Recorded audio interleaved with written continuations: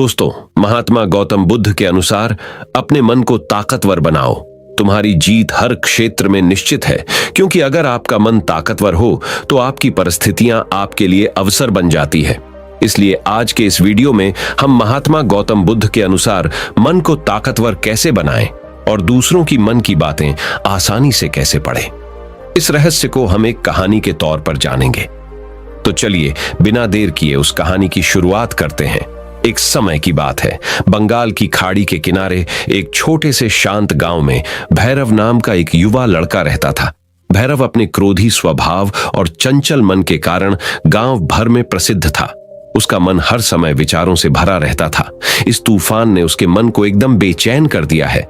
उसके जीवन से शांति मानो गायब हो गई थी और वह हमेशा अपने ही ख्यालों में खोया रहता था और तनावपूर्ण जीवन जी रहा था। उनके अशांत मन और क्रोध के कारण उनके अपने परिवार के सदस्यों और गांव वालों से भी संबंध अच्छे नहीं थे, जिससे वह और भी अधिक अकेला और अपमानित महसूस करने लगा। वह और भी अधिक मानसिक तनाव की स्थिति में चला जाता है। एक समय की बात है, भैरव अपने गांव की गलियों में घूम रहे थे। तभी उनकी मुलाकात एक महात्मा बुद्ध से हुई, जो एक पेड़ की छाया के नीचे ध्यान में बैठे थे। महात्मा बुद्ध के चेहरे से निर्मल शांति की आभा झलक रही थी। इस असीम शांति में भैरव महात्मा बुद्ध की ओर आकर्षित हुए। जब भारत महात्मा बुद्ध के करीब आया तो उसे अपने आसपास एक सकारात्मक ऊर्जा का एहसास हुआ। भैरव को एहसास हुआ कि इस असीम शांति और सकारात्मक ऊर्जा का स्रोत कहीं ना कहीं महात्मा बुद्ध के भीतर ही था। इसलिए वह वहीं बैठकर उसकी आंखें खुलने का इंतजार करने लगा। थोड़ी देर बाद जब महात्मा बुद्ध की आंख खुली तो उसने एक युवा लड़के को अपने सामने बैठा पाया, जो बहुत तनावग्रस्त और नकारात्मक भावनाओं से भरा हुआ लग रहा था। भारत ने महात्मा बुद्ध की ओर हसरत भरी निगाहों से देखा और बहुत विनम्रता से कहा, गुरु, मेरा मन बहुत अशांत है और मेरे मन के विचार मुझे खाए जा रहे हैं। मुझे एक पल के लिए भी शांति महसूस नहीं होती। क्या आप मुझे सिखा सकते हैं कि मैं अपने अशांत मन को कैसे शांत करूं? महात्मा बुद्ध ने भैरव की पीड़ा को समझते हुए करुण दृष्टि से देखा और कहा, मेरे प्यारे बच्चे, मैं तुम्हें एक कहानी सुनाना चाहता हूं। इस कहानी में मानसिक शांति और खुशी के रहस्य छिपे हैं। क्या आप कहानी सुनना चाहेंगे? भैरव ने हां में सिर हिलाया और पूरी एकाग्रता से कहानी सुनने को तैयार हो गए। उसके अंदर जिज्ञासा चरम पर थी। बहुत समय पहले की बात है, एक नगर में शक्ति नाम का एक आदमी रहता था। शक्ति बेहद महत्वाकांक्षी व्यक्ति थे और उन्हें हर काम में लोगों से डेट की जरूरत पड़ती थी। यदि उसे किसी से असफलता और बुराई सुनने को मिलती है तो वह गहरी चिंता और तनाव में चला जाता है। उनका मानना था कि सफलता और भौतिक शक्तियां खुशी देंगी, लेकिन वह जितना सफलता और प्रशंसा के पीछे भागता था उतना ही मानसिक तनाव में डूबता जाता था। लेकिन अचानक शक्ति का सामना उस समय के मशहूर महात्मा बुद्ध से हो गया, जिसका नाम महाकौशल था। महाकौशल अपने शिष्यों को ध्यान की शिक्षा देते थे और वह स्वयं एक बहुत ही ध्यान मग्न और प्रबुद्ध व्यक्ति थे। महाकौशल की अद्भुत एकाग्रता से प्रभावित होकर शक्ति ने उनसे अपने भटकते मन को शांत करने का उपाय जानना चाहा। शक्ति ने कहा कि महंत हमेशा सफलता के पीछे भागते हैं और लगातार अधिक हासिल करने की कोशिश करते हैं, फिर भी मुझे कोई क्षणिक संतुष्टि या आत्मसंतुष्टि नहीं मिलती। इस निरंतर बेचैनी के बीच मैं शांति कैसे पा सकता हूं? महात्मा बुद्ध ने करुण दृष्टि से उसकी ओर देखा और उत्तर दिया, आपका मन एक अशांत नदी की तरह है जो हमेशा बहती और बहती रहती है। इसलिए इस अशांत मन को शांत करने के लिए आपको अपने विचारों को बिना किसी रुकावट के जाने देने की कला सीखनी होगी। शक्ति को आश्चर्य हुआ और उसने पूछा कि मैं अपने विचारों को कैसे जाने दूं?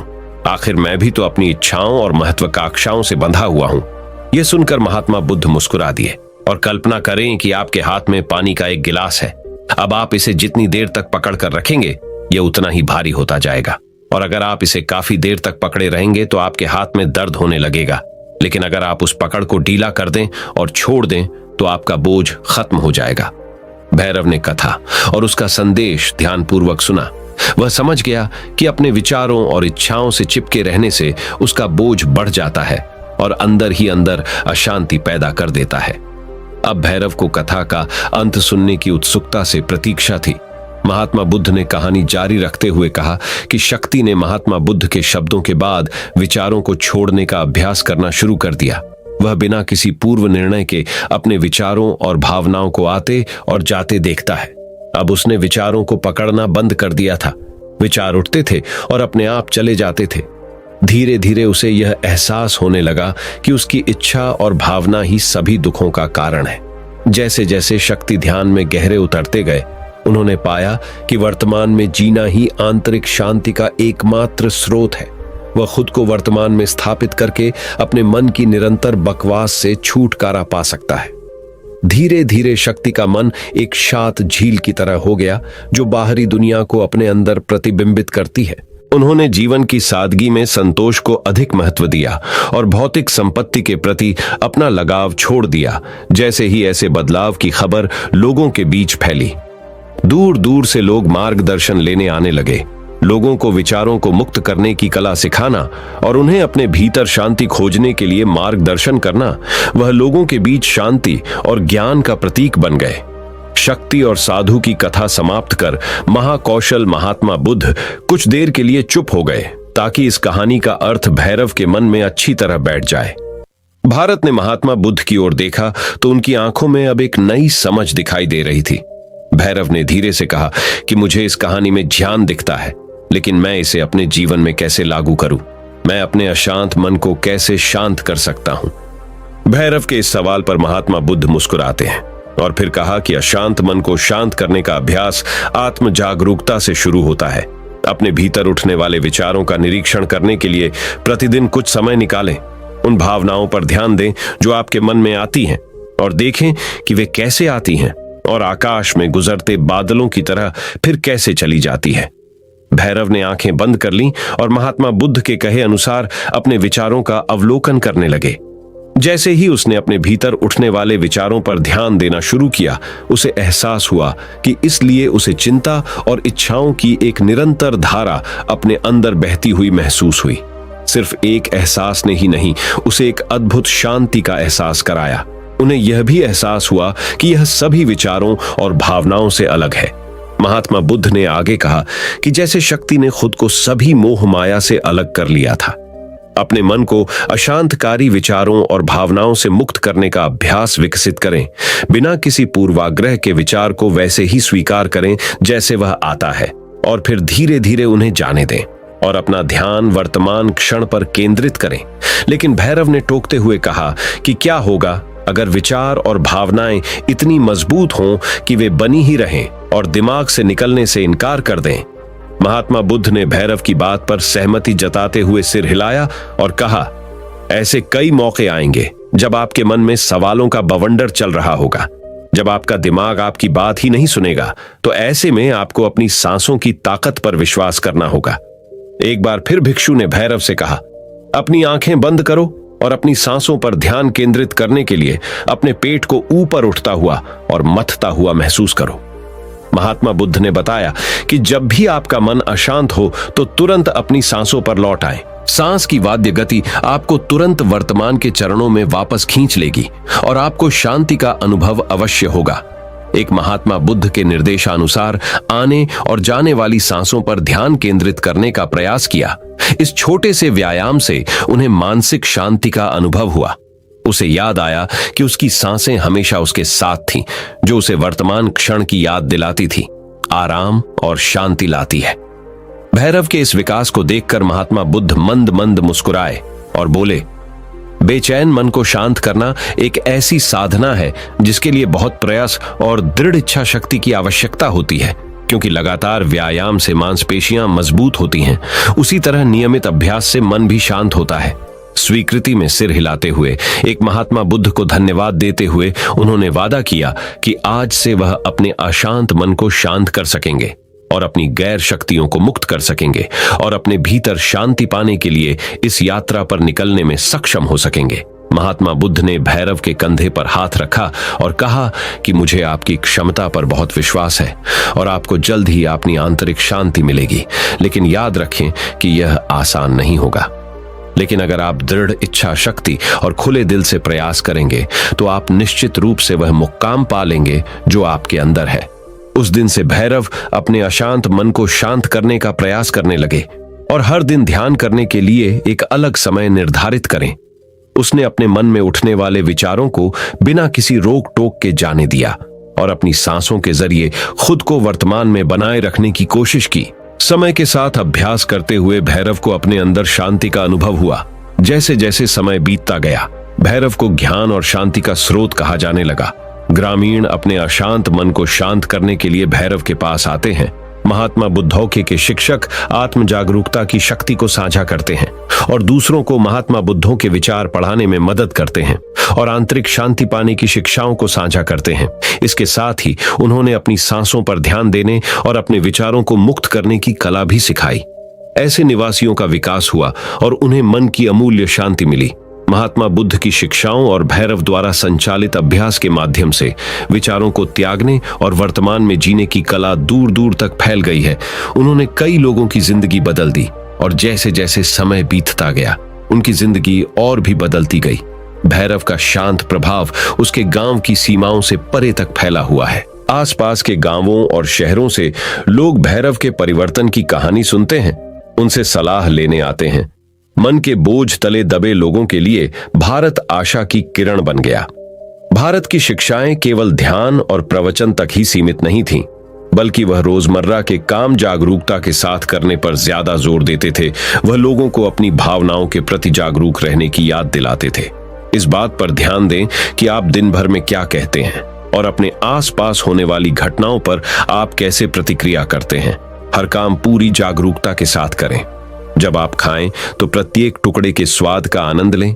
जब आप सूरज की रोशनी के सामने खड़े होते हैं तो उसकी गर्मी महसूस करते हैं। लोग क्या कहते हैं उसे ध्यान से सुनें और समझें। छोटे छोटे बदलावों से लोगों के जीवन में चमत्कारिक परिवर्तन आए। भैरव की शिक्षाओं से लोगों ने सीखा कि जीवन का आनंद वर्तमान में जीने में है। दोस्तों, मुझे आशा है कि आपने इस वीडियो से बहुत कुछ सीखा होगा। लेकिन रुकिए दोस्तों, अब हम जानते हैं कि मन को पढ़ने की रहस्यमयी विधि क्या है।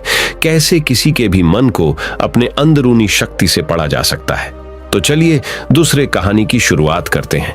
किसी के भी मन की बातें जानने के लिए 3 तरीके होते हैं, लेकिन इन तीनों तरीकों को समझना अति आवश्यक है। यदि आप इन तीनों तरीकों को समझ लेते हैं तो आप किसी के भी मन की बातें बड़ी ही आसानी से जान सकते हैं, समझ सकते हैं।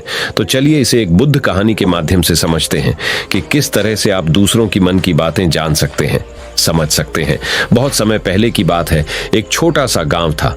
उस गांव में 2 भाई रहा करते थे। बड़ा भाई अंधा था, जिसके कारण वो हमेशा घर पर ही बैठा रहता था और छोटा भाई खेती किया करता था। लेकिन खेतों में अधिक जानवर आने से पूरी फसलें नष्ट हो जाती थीं, जिस कारण छोटा भाई बहुत परेशान हो चुका था। तभी उसे एक तरकीब सूझी। एक दिन उसने सोचा, खेतों में से इन जानवरों को भगाने के लिए क्यों ना मैं अपने बड़े भाई की मदद लूं। वैसे भी बड़े भैया अंधे हैं। अगर वह खेत में बैठे रहेंगे और जानवरों की आहट आने पर वह उन्हें जोर से चिल्लाकर भगा सकते हैं, जिससे हमारी फसलें बच सकती हैं। इसलिए उन्हें मैं खेत में बिठा देता हूं।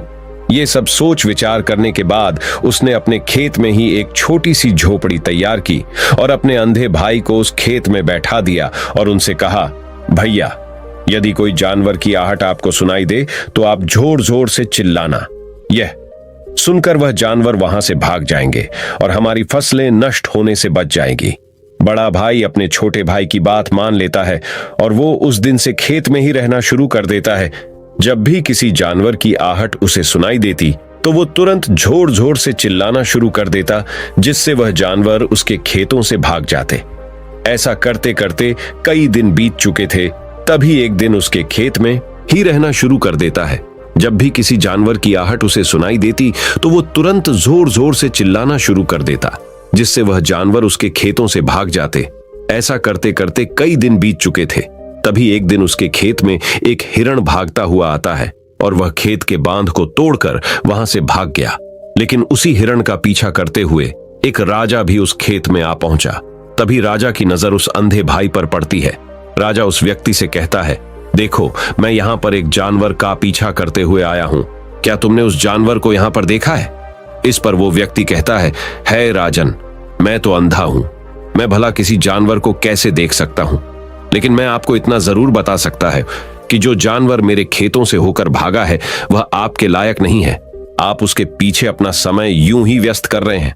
राजा उस अंधे व्यक्ति की बात सुनकर बड़ा अचरज में पड़ गया। वो ये सोचने लगा कि आखिर यह तो अंधा है, फिर इसे कैसे पता कि जिस हिरण को मैं तलाश रहा हूं वह हिरण मेरे लायक है ही नहीं। यह अंधा व्यक्ति मुझे कैसे बता सकता है। तभी राजा उस अंधे व्यक्ति से कहता है, कहीं तुम मुझसे झूठ तो नहीं कह रहे हो।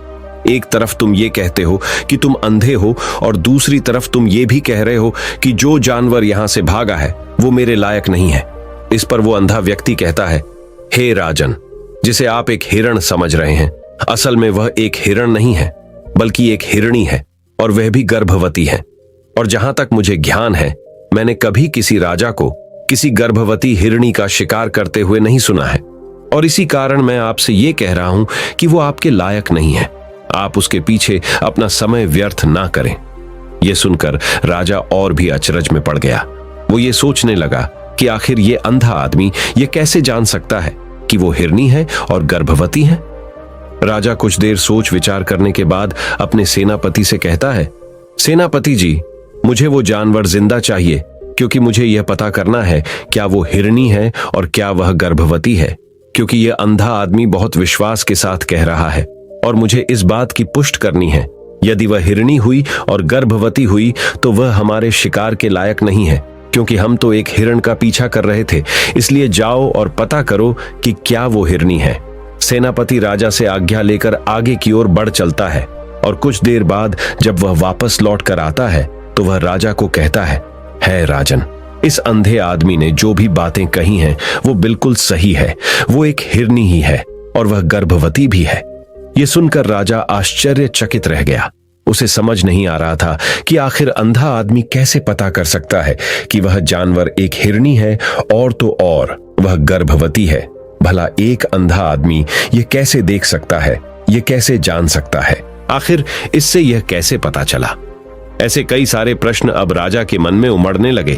अब राजा ने यह ठान लिया था कि मुझे इस बात की गहराई तक पहुंचना ही है कि आखिर ये अंधा आदमी कैसे जानता है कि वह जानवर एक हिरणी है। ये सोचकर राजा उस अंधे आदमी के पास जाता है और उस अंधे आदमी से कहता है, देखो, मैं ये तो नहीं जानता कि तुम सचमुच अंधे हो या नहीं, लेकिन मैं तुमसे एक बात जानने आया हूं। क्या तुम मेरे प्रश्न का सही सही जवाब दोगे? इस पर अंधा व्यक्ति कहता है, हे राजन, आप जो कुछ पूछना चाहते हैं मुझसे पूछ सकते हैं। मैं आपको बिल्कुल सच सच जवाब दूंगा। इस पर राजा कहता है, देखो, एक तो तुम कहते हो कि तुम अंधे हो और दूसरी तरफ तुमने ये बता दिया कि जिस जानवर का पीछा मैं कर रहा हूं वह एक हिरणी है और तो और वह गर्भवती भी है। आखिर तुम्हें यह कैसे पता चला? तुम्हारे खेत में और भी तो जानवर आते होंगे और भी तो जानवर यहां से गुजरते होंगे, फिर तुमने ये कैसे अंदाजा लगाया? तभी वह अंधा व्यक्ति राजा से कहता है, हे राजन, आप जिस हिरनी का पीछा कर रहे थे वही हिरनी जब मेरे खेत में आई, उसकी रफ्तार और उसके भागने की आहट से मुझे यह एहसास हो चुका था कि यह एक हिरनी है। और मेरे खेत की जो बांध है वह बहुत छोटी है, उसकी ऊंचाई ज्यादा नहीं है। यदि कोई हिरण होता तो उस बांध को बड़ी आसानी से लांघ जाता, लेकिन वह हिरनी इस बांध को तोड़कर भागी है, और यदि वह इस बांध को छलांग लगाकर पार करने का प्रयास करती तो इससे उसके बच्चे को खतरा होता। और इसी बात से मैंने ये पता लगा लिया कि वह गर्भवती है। इस कारण वह मेरे खेत की बांध को तोड़ते हुए भाग गई। इस पर राजा के मन में एक और प्रश्न उठा। राजा ने कहा, किंतु तुम्हें कैसे पता चला कि वह एक हिरनी ही है? और भी तो कोई जानवर यहां पर आ सकते हैं। इस पर वह अंधा व्यक्ति कहता है, हे राजन, मैं पूरा दिन सुबह शाम यहीं पर बैठा रहता हूं और मेरी सुनने की शक्ति बहुत तेज है। मैं ये बात जानता हूं कि कौन सा जानवर मेरे खेत में आया है, और उसी के आधार पर मैं घोर जोर से चिल्लाता हूं ताकि वो मेरे खेत से भाग जाए और मेरे खेत की फसलों को नष्ट ना करे। राजा उस अंधे आदमी का यह जवाब सुनकर पूरी तरह से संतुष्ट हो चुका था। वह मन ही मन यह सोच रहा था कि आदमी भले ही अंधा हो, लेकिन यह तो बड़ा ज्ञानी मालूम पड़ता है। इस आदमी से कुछ ना कुछ तो काम निकलवाना ही चाहिए। ये विचार लिए हुए राजा वहां से वापस अपने महल की ओर लौट जाता है। राजमहल पहुंचते ही राजा उस अंधे व्यक्ति से कहता है, आप तो बड़े ज्ञानी व्यक्ति हैं, आपको किसी भी बात का पता बड़ी आसानी से चल जाता है। आज मैंने आपको यहाँ पर इसलिए बुलाया है क्योंकि मैं आपसे ये जानना चाहता हूं कि मेरी पत्नी पतिव्रता है या नहीं। इस पर वो अंधा व्यक्ति कहता है, हे राजन, यह कैसा प्रश्न हुआ? इस पर राजा कहता है, मैंने आपसे बिल्कुल उचित प्रश्न किया है। मुझे इस प्रश्न का उत्तर दीजिए। इस पर वो अंधा व्यक्ति कहता है, हे राजन, ये सारी बातें जाने दीजिए। आपकी शादी को इतने साल बीत चुके हैं और अब आप ये बात क्यों जानना चाहते हैं? आपके मन में ऐसे प्रश्न क्यों उठ रहे हैं? इस पर राजा जिद करते हुए कहता है, देखिए, आपको मुझे इस प्रश्न का उत्तर तो देना ही होगा। यदि आप मुझे इस प्रश्न का उत्तर नहीं देंगे तो मैं आपको मृत्यु दंड दे दूंगा। राजा के मुख से यह बात सुनकर वह अंधा व्यक्ति कहता है, हे राजन, यदि आप इस प्रश्न का उत्तर चाहते हैं तो उसके लिए आपको मेरा एक काम करना होगा। राजा कहता है, बोलो, मुझे क्या काम करना होगा? इस पर व्यक्ति कहता है, इसके लिए आपकी पत्नी को मेरे साथ कमरे में अकेले छोड़ना होगा। उस अंधे व्यक्ति की यह बात सुनकर राजा पहले तो क्रोधित हो जाता है, लेकिन फिर कुछ सोच विचार करने के बाद वह उस व्यक्ति की बात मान लेता है और अपने सेनापति को आदेश देता है, सेनापति जी, इस व्यक्ति को और मेरी पत्नी को एक कमरे में कुछ देर के लिए अकेला छोड़ दें। सेनापति बिल्कुल वैसा ही करता है। अब राजा की पत्नी और अंधा आदमी एक कमरे में बंद हो चुके होते हैं। तभी वो अंधा आदमी राजा की पत्नी से कहता है, मुझे आपको छूना है। इस बात पर रानी अत्यधिक क्रोधित हो जाती है और उस अंधे आदमी को वो पकड़ पकड़ कर पीटने लगती है, कभी हाथों से तो कभी लाथम से तो कभी पटक पटक कर। तरह से उन्होंने उस अंधे आदमी की खूब पिटाई की। उसके बाद किसी तरह से वह अंधा आदमी अपनी जान बचाकर वहां से भाग निकलता है और वह राजा के पास पहुंचता है और वह राजा से कहता है, हे राजन, आपकी पत्नी में पतिव्रता नहीं है। यह बात सुनकर राजा अत्यधिक क्रोधित हो उठता है और राजा अपनी तलवार निकालकर सीधा अपनी पत्नी की ओर जाता है और क्रोधित होकर वह अपनी रानी से कहता है, रानी जी, आज मैं जो भी सवाल आपसे करने वाला हूं उसका मुझे सच सच जवाब दीजिएगा, और यदि आपने एक शब्द भी झूठ कहा तो मैं आपका अभी के अभी सर धड़ से अलग कर दूंगा, तभी आगे बढ़े। राजा कहता है, मुझे बताइए, क्या आप पतिव्रता हैं या नहीं? इस पर रानी कहती हैं, हे राजन, आप भले ही मुझे जान से मरवा दीजिए, लेकिन मैं पतिव्रता नहीं हूं। राजा ये बात सुनकर बहुत खुश हुआ, क्योंकि उस अंधे आदमी ने जो भी कहा था वह बिल्कुल सच था। यह बात सुनकर तुरंत ही राजा उस आदमी के पास पहुंचता है और आकर उस अच्छे आदमी से कहता है, तुम्हें कैसे पता चला कि मेरी पत्नी पतिव्रता नहीं है? इस पर वह अंधा आदमी कहता है, हे राजन, बड़ी सीधी सी बात है।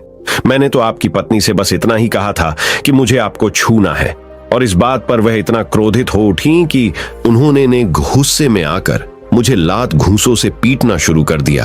और भला कोई औरत किसी और मर्द को कैसे छू सकती है? लेकिन उन्होंने ना आप देखा न ताव, बस लात घूंसे मुझ पर बरसाने शुरू कर दिए। वह भी तो एक छूना ही हुआ, और एक पतिव्रता नारी कभी भी पराये मर्द को नहीं छूती। जब मैंने उसे छूने के लिए कहा था तो वह उस वक्त मुझे मना कर सकती थी, लेकिन उन्होंने तो मुझे पीटना शुरू कर दिया और देखते ही देखते उन्होंने मेरे पूरे शरीर को छू लिया। अब आप ही बताइए, ऐसी स्त्री भला पतिव्रता कैसे हो सकती है? इस पर राजा कहता है, तुम तो बड़े ज्ञानी मालूम पड़ते हो। अच्छा ठीक है, चलो तुम मेरे एक प्रश्न का और जवाब दो। यदि तुमने मुझे इस प्रश्न का सही सही जवाब दे दिया तो मैं तुम्हें यहां से जाने दूंगा। आगे राजा उस अंधे आदमी से कहता है कि तुम मुझे यह बताओ, क्या मैं सच में अपने पिताजी का ही बेटा हूं या फिर किसी और का? इस पर वह अंधा भी कहता है, हे राजन, इस बात से आपका क्या लेना देना? आप किसी की भी औलाद हो, आखिर आप हैं तो इस राज्य के राजा, इसलिए इस प्रश्न को जाने दीजिए। लेकिन राजा कहता है, नहीं नहीं, मुझ इस प्रश्न का सही सही जवाब चाहिए, अन्यथा यह प्रश्न मुझे हमेशा परेशान करता रहेगा, इसलिए मैं इसका सही सही जवाब जानना चाहता हूं। यदि तुम इसका सही सही जवाब दे देते हो तो तुम यहां से जा सकते हो, मैं तुम्हें नहीं रोकूंगा। इस पर वह अंधा आदमी कहता है, हे राजन, इसके लिए तो मुझे आपकी मां के पास भी जाने की कोई आवश्यकता नहीं है। मैं आपको अभी अभी ये बता सकता हूं कि आप किसकी औलाद हैं, लेकिन उससे पहले मैं चाहता हूं कि आप मुझसे एक वादा करें कि आप मुझ पर क्रोध नहीं करेंगे।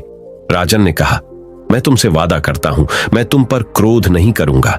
इसके बाद वह अंधा आदमी राजा से कहता है, हे राजन, आप हैं तो अपने ही पिता के पुत्र, लेकिन आप पर एक कंजूस सेठ की छाया पड़ी हुई है। यह सुन राजा बहुत क्रोधित हो उठा और वह तुरंत तलवार निकालकर अपनी मां के पास जा पहुंचा। वह वहां पर पहुंचने के बाद अपनी मां से कहता है, मां, मुझे सच सच बताइए, क्या मैं अपने ही पिता का पुत्र हूं या नहीं? यदि आपने मुझे सही सही नहीं बताया तो वह यहीं पर अपने प्राण त्याग दूंगा। मुझे बताओ क्या सच है? इस पर उस राजा की मां कहती, बेटा, तू है तो अपने ही पिता का पुत्र, लेकिन तुम्हारे ऊपर एक कंजूस सेठ की छाया पड़ी हुई है। जब मैं एक बार नहाने के बाद अपना मुंह आईने में देख रही थी, तभी उस कांच के पीछे मुझे एक कंजूस सेठ नजर आता है और उसी की छाया तुम पर पड़ चुकी है। ये सुन राजा बहुत खुश हो जाता है और वह तुरंत दौड़ा दौड़ा वापस उस अंधे आदमी के पास पहुंचता है और उस अंधे आदमी से कहता है, तुम्हें यह कैसे पता चला कि मुझ पर एक कंजूस सेठ की छाया पड़ी हुई है? इस पर वह आदमी कहता है, हे राजन, आपने मुझसे कई सारे सवाल पूछे जिनका जवाब मैंने आपको सही सही दिया है। यदि कोई और राजा होता तो मुझे इसके बदले में ढेरों सारे इनाम मिल चुके होते, लेकिन अब तक आपने एक फूटी कौड़ी तक नहीं दी है। इस बात से ही मैंने अंदाजा लगा लिया था कि आप बहुत कंजूस हो। यह बात सुनकर राजा जोर जोर से हंसने लगा और कहता है कि आप जो भी मांगेंगे वह मैं आपको अवश्य दूंगा, लेकिन मुझे यह बताओ कि तुम्हें कैसे पता चल जाता है कि कौन सी बात सही है और कौन सी गलत? तुम किसी भी बात का इतना सटीक और सही जवाब कैसे दे पाते हो? इस पर वह अंधा आदमी कहता है, हे राजन, मैं तो वैसे ही अंधा हूं। यदि मेरी आंखें होती तो मैं किसी की भी मन की बातें बड़ी सरलता से जान लेता। मन की एक भाषा होती है और यह भाषा मनुष्य के शरीर के व्यवहार के रूप में देखी जा सकती है। उसकी आंखों से, उसके होठों से, उसके काम करने के तरीके से, उसकी क्रियाओं से पता किया जा सकता है कि उसके मन में क्या चल रहा है। उसके आधार पर हम किसी के भी मन की बातें जान सकते हैं, लेकिन मैं तो अंधा हूं, मैं देख नहीं सकता। यदि मुझे कोई बात जाननी हो तो अगले आदमी को कुछ काम देना पड़ता है, जिस पर वह व्यक्ति किस प्रकार काम करता है, किस तरीके से इस काम को करता है, उसके आधार पर ही मैं ये पता कर पाता हूं कि उसके मन में क्या चल रहा है। तभी वह राजा कहता है, तो क्या इसका अर्थ यह हुआ कि मैं भी किसी के मन की बातें जान सकता हूं? इस पर वह अंधा आदमी कहता है, हे राजन, अवश्य आप भी किसी भी व्यक्ति के मन की बात जान सकते हैं, किंतु उससे पहले आपको अपने ऊपर काम करना होगा, और वह काम है अपने मन को शांत करना, अपने मन को वर्तमान में लाना, जिसके लिए मैं आज आपको 3 तरीके बताने वाला हूं। और ये तीनों ही तरीके बड़े ही आसान और सरल है। किंतु हे राजन, उससे पहले आपको एक काम करना होगा, अपने मन को एकाग्र करना होगा। जब हम अपने मन को एकाग्र करते हैं, अपने मन को वर्तमान में लाते हैं, तो हम दूसरे के मन की बात जान सकते हैं, क्योंकि वह आदमी अभी भी अपने मन में वर्तमान में ही सोच रहा है और हमें भी मन को वर्तमान में ही लाना होगा, तभी हम उसके मन की बातें जान सकते हैं। यदि हम अतीत में हुई घटनाओं के बारे में सोच रहे हैं, तो वह जो अगला आदमी वर्तमान में सोच रहा है, वर्तमान में अपने मन में बात कर रहा है, वह हम कैसे जान पाएंगे? क्योंकि हम तो अतीत की घटनाओं में डूबे हुए हैं। इसलिए किसी के भी मन की बात जानने के लिए सबसे पहले हमें हमारे मन को एकाग्र करना होगा, उसे वर्तमान में लाना होगा। आगे वह व्यक्ति राजा से कहता है, हे राजन, जो 3 तरीके मैं आपको बताने वाला हूं, इन 3 तरीकों से बड़ी आसानी से किसी के भी मन की बातें जान सकते हैं। उसके बाद वह अंधा आदमी राजा से कहता है, हे राजन, जो सबसे पहला तरीका है वह है आंखों पर ध्यान देना। किसी व्यक्ति से बात करते वक्त उसकी आंखों में देखना, उसकी आंखों पर ध्यान देना, जो सबसे ज्यादा जरूरी है, क्योंकि आंखें बोलती नहीं पर बहुत कुछ कह जाती है।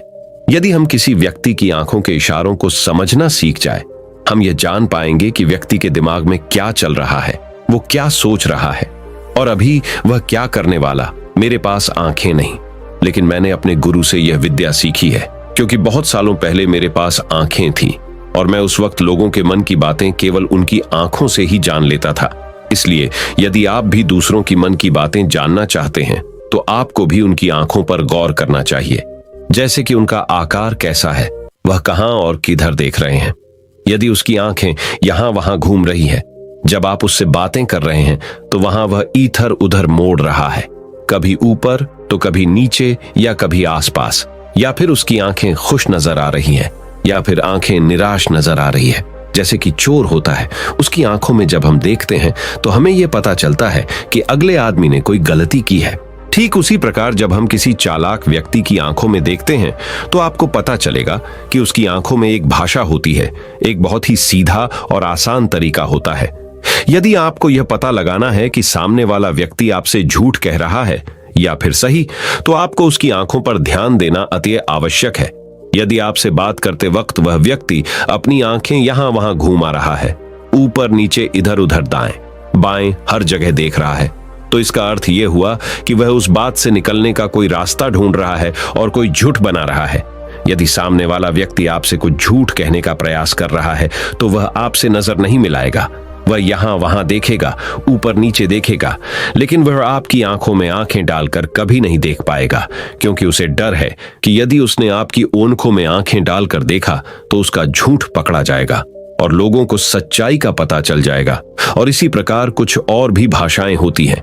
जब आप किसी की आंखों में आंखें डालकर यह देखना शुरू कर देंगे कि उसके हाव भाव क्या है, ठीक उसी प्रकार चेहरे के हाव भाव होते हैं जिससे हम मन की बातें बड़ी आसानी से समझ सकते हैं। और इन्हें भी समझना बहुत जरूरी है। कभी कभी कोई व्यक्ति अपने चेहरे से जैसे आंख, होंठ और बहुत से कुछ अलग अलग व्यवहार करता है। यदि आप किसी व्यक्ति के चेहरे में गौर करेंगे तो आप आसानी से समझ पाएंगे कि वह व्यक्ति निराश है। जब व्यक्ति बहुत उदास है, या फिर वह बहुत खुश है, या फिर उससे कोई बहुत बड़ा दुख है, वह अपने अंदर क्या महसूस कर रहा है, ये सारी बातें हम उसके चेहरे के हाव भाव से पता कर सकते हैं। फिर चाहे इंसान जुबान से कुछ बोले या ना बोले, लेकिन आप उसके चेहरे से सब कुछ पता कर सकते हैं। आगे व्यक्ति राजा से तीसरा तरीका बताते हुए कहता है, हे राजन, इसी प्रकार तीसरी भाषा भी है, अर्थात तीसरा तरीका भी है, और वह है हाथों के इशारे और शरीर का व्यवहार। मन की बात समझने के लिए हमें हाथ के इशारे और शरीर के व्यवहार को समझना बहुत आवश्यक है। कोई व्यक्ति जब बात करता है तो आपने देखा होगा कि वो अपने हाथों को हिलाता रहता है, अपने हाथों से इशारा करता रहता है। बातों के साथ साथ अपना शरीर का जो व्यवहार है, अर्थात बॉडी लैंग्वेज, उसका भी पूरा उपयोग करता है, जिससे हमें यह पता चल पाता है कि वह व्यक्ति हमारी बातों पर कितना ध्यान दे रहा है और उसके मन में क्या चल रहा है। शरीर के व्यवहार को देखने के लिए उसके हाथ मटकाने, शरीर मटकाने और चेहरे पर बार बार हाथ लाल, हाथों का एक दूसरे से मसलना, ऐसी बहुत सी क्रियाएं होती हैं। उस पर हमें ध्यान देना अति आवश्यक है। मन की बात को समझने के लिए हमें शरीर के व्यवहार को भी समझना पड़ता है। यदि हम इन 3 तरीकों को सही तरीके से ध्यान देकर इन 3 तरीकों को अच्छे से समझ लेते हैं तो हम बहुत जल्दी किसी भी व्यक्ति के मन की बातें बड़ी सरलता और सहजता से जान सकते हैं। इसलिए यदि आपको किसी के मन की बातें जानी है तो आपको उसकी आंखों पर, उसके चेहरे पर, उसके शरीर के हाव भाव को और उसके हाथों को ध्यानपूर्वक देखना और समझना होगा, जिससे आप यह समझ पाएंगे ये आखिरकार उसके मन में क्या चल रहा है और वह क्या सोच रहा है। लेकिन उनसे पहले आपको अपने मन को एकाग्र करना होगा, शांत करना होगा और अपने मन को वर्तमान में लाना होगा। तभी आप उस व्यक्ति की इन सभी क्रियाओं पर ध्यान दे पाएंगे, उन्हें समझ पाएंगे। अन्यथा आप यदि अतीत की घटनाओं में व्यस्त हैं, भविष्य की योजनाओं में व्यस्त हैं, तो आप उस व्यक्ति के हाव भाव पर कभी ध्यान ही नहीं लगा पाएंगे और ना ही आप कभी यह समझ पाएंगे कि आखिर उस व्यक्ति के मन में क्या चल रहा है, वह क्या सोच रहा है। आपने देखा होगा कि ऐसे कई बड़े संत महात्मा हैं जो बड़ी ही शांति से आपको देखते हैं और आपको देखकर ही ये बता देते हैं कि आपके मन में क्या चल रहा है, आप उनसे क्या जानने आए हैं। और इसका सबसे बड़ा प्रमुख कारण यही है कि वह आपको पढ़ सकते हैं, आपको समझ सकते हैं, आपकी मन की बातें जान सकते हैं, क्योंकि उनका मन एकाग्र है, शांत है, और यही कारण है कि वह आपके मन की बातें बड़ी सरलता से समझ जाते हैं। तो दोस्तों, उम्मीद करता हूं इन 2 कहानियों से एक अच्छी सीख मिली होगी। ये कहानी आपको कैसी लगी हमें कमेंट बॉक्स में कमेंट करके जरूर बताएं और इस कहानी को अपने दोस्तों के साथ जरूर शेयर करें ताकि उन्हें भी इस कहानी से कुछ सीखने को मिल सके। और हमारे चैनल को सब्सक्राइब करना ना भूले। धन्यवाद। नमो बुद्धाय।